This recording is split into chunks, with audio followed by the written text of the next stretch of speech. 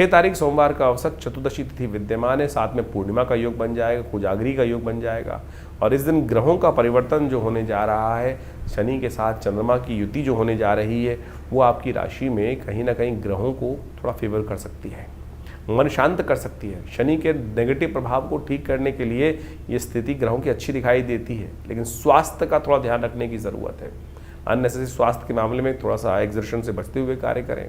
शरद पूर्णिमा है इस दिन, स्वास्थ्य के लिए ही चंद्रमा का उपाय करना बड़ा श्रेष्ठ माना जाता है। कहा जाता है कि इस दिन खीर को, यदि खूब अच्छे पंचमेवे से बनी हुई खीर, चिरौंजी इत्यादि समस्त प्रकार की औषधियों से बनी हुई खीर चंद्रमा की रोशनी में, 15वीं और 16वीं कला जो चंद्रमा की होती है, उससे अमृत चरण का सुंदर योग बनता है इस दिन।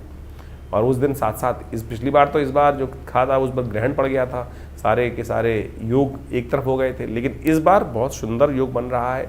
कोजागरी के साथ शरद पूर्णिमा की रात्रि है। पूर्णिमा के दिन कोजागरी की रात कही जाती है, शरद पूर्णिमा की रात्रि कही जाती है। इस दिन ग्रह नक्षत्रों के दृष्टिकोण से, यदि भारत के दृष्टिकोण से देखा जाए तो कोजागरी जो है वो 6 तारीख को ही पड़नी है। पूर्णिमा उसके अगले दिन रहेगी, लेकिन क्योंकि रात्रि में चांद जो है निकल रहा है, चांद के जो 15वीं और 16वीं कला से जो अमृत का शरण होना है वो इसी रात्रि में होने वाला है। शास्त्र में बड़ी अद्भुत कथा विद्यमान है। कहा जाता है कि एक दिन, इस कोजागरी के दिन, कोजागरी ये शब्द जो है वो बड़ा अद्भुत है, कौन जागता है। और कहा जाता है महालक्ष्मी और इंद्र जो हैं वो गज पे आरूढ़ होकर पूरे संसार में भ्रमण करते हैं, और जो जागते हैं और उनके जीवन में भगवती महालक्ष्मी कृपा सुंदर प्राप्त कराने के योग बना देती है। शास्त्र में बड़ी अद्भुत कथा विद्यमान है जो इस बात को बताती है कि हमको हर व्यक्ति का सम्मान करना चाहिए, और इंद्र का और महालक्ष्मी का जो संबंध है वो भी आपको समझ लेना चाहिए। कहा जाता है कि एक बार ऋषि दुर्वासा किसी जंगल से जा रहे थे और वो साधना से अपने उठे थे। कहीं रास्ते में इंद्र वहीं उधर से आ रहे थे, ऐरावत पे आरूढ़ थे। दुर्वासा ने सामने देखा कि इंद्र आ रहे हैं, तो उन्होंने इंद्र का सम्मान करते हुए जो वहीं वन के पुष्प थे उसकी बनी हुई माला इंद्र को अर्पित करी। इंद्र यानी देवताओं के राजा।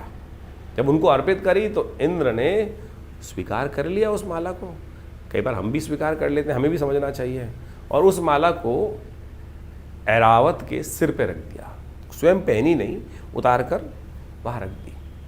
जब उतार के रख दी तो ऐरावत ने लगा उसको, वो भी जब इंद्र का वाहन था, जितना बड़ा राजा होता है उसका जो ड्राइवर होता है वो उससे भी बड़ा बन जाता है कई बार। तो कहा जाता है कि ऐरावत ने भी मदमस्त था, उसने उठाई वो माला अपनी सूंड से और वहीं जमीन पे पटक दी।